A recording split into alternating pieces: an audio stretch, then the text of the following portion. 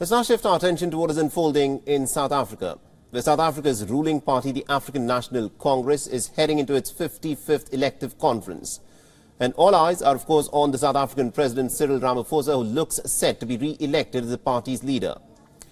The conference is being held in Johannesburg from the 16th till the 20th of December, and more than 4,500 delegates of the ANC are expected to convene for this meeting. Besides electing an 80-member National Executive Committee, the party will also be electing its president, who is traditionally presidential candidate for the national elections in 2024. Now, despite a cash heist scandal, Ramaphosa is expected to retain the reins of the party. Now, Ramaphosa was accused of hiding cash at his farm, and the scandal has been dubbed as a farm gate by the media. Just a few days back, Ramaphosa in fact managed to dodge impeachment proceedings against him that were brought in by the opposition. The Ramaphosa, who projects himself as a graft-busting champion, in fact took control of the ANC in 2017 after his boss, Jacob Zuma, was in fact mired in some corruption affairs. But the cash scandal has dented his clean hands image. Now, battered as his reputation may be, Ramaphosa in fact remains the most popular figure in the African National Congress and also the best placed to reverse last year's municipal polls that saw the party's share of the vote drop well below half for the first time. His rival is his former health minister, Zweli Mkhize, who has corruption allegations linked to the COVID-19 funds hanging over his head. Now, Ramaphosa has his party's backing for now. A show of unity was of course needed ahead of the ANC's elective conference to pick new party leaders. Ramaphosa, who is seeking a second 5-year term, received the most number of votes from branches of the ANC heading into the elective conference.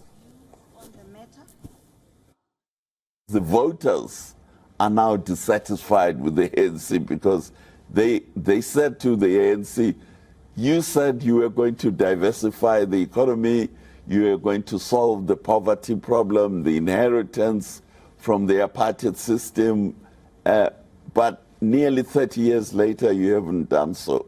So the voters are now abandoning the ANC, going to opposition parties, some of them not voting. And that's the challenge the ANC is sitting with.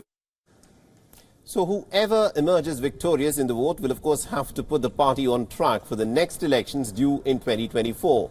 The diffusing anger, the crippling power cuts and also the entrenched poverty in South Africa will be a critical challenge.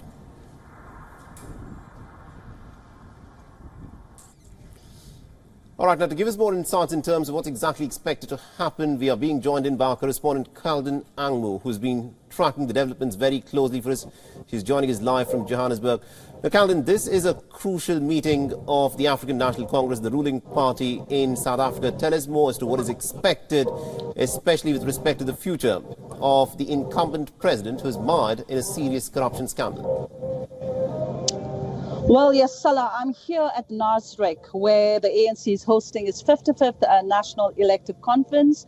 About 4,500 delegates from various provinces have gathered here. The program has started a little late, which is supposed to start around 8:30 in the morning. It's 3 p.m. and still hasn't started. We are told there are some problems in the accreditation center and only 60% of the delegates are in. Now, this is very crucial for the ANC as well as South Africa as a whole. Now, this elective conference, as most of the experts as well as the South Africans have termed it, it is going to be the most vicious ANC elective conference in many years. Why? Because the sitting president of the country has been marred with corruption allegations.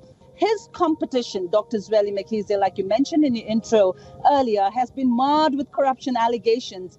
Former president of the ANC, Jacob Zuma, has made international headlines when it came to state capture and corruption allegations. So really the question on everyone's mind, the international players as well as South Africans, is does ANC have a clear conscience leader who can lead the South Africa?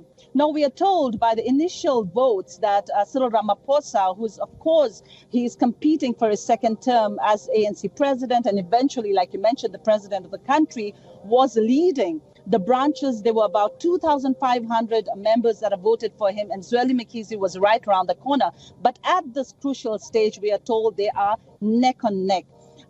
We cannot tell you at this given point of time whether Ramaphosa will get the second term. Does he have the numbers? Yes. But does Zweli Mkhize, his competition, have the numbers? Yes. So the nominations from the floor, actually this evening, what is going to happen is right now, there are various sessions that's going on, like the political, organizational. There's Integrity Commission of the ANC also, who's going to, sit and decide what's going to happen. But this evening, there will be additional nominations of the top 6 of the ANC. They'll be electing the president, deputy president, the treasurer general, secretary general, and a chairperson of the ANC. But tomorrow, early morning, there will be results of the elections, we are told, if the program goes as scheduled as they've given us. So it's a really crucial time for ANC as well as South Africa as a whole. Absolutely indeed. Calvin, thank you very much indeed for joining us and getting us all those insights there. WION is now available in your country. Download the app now and get all the news on the move.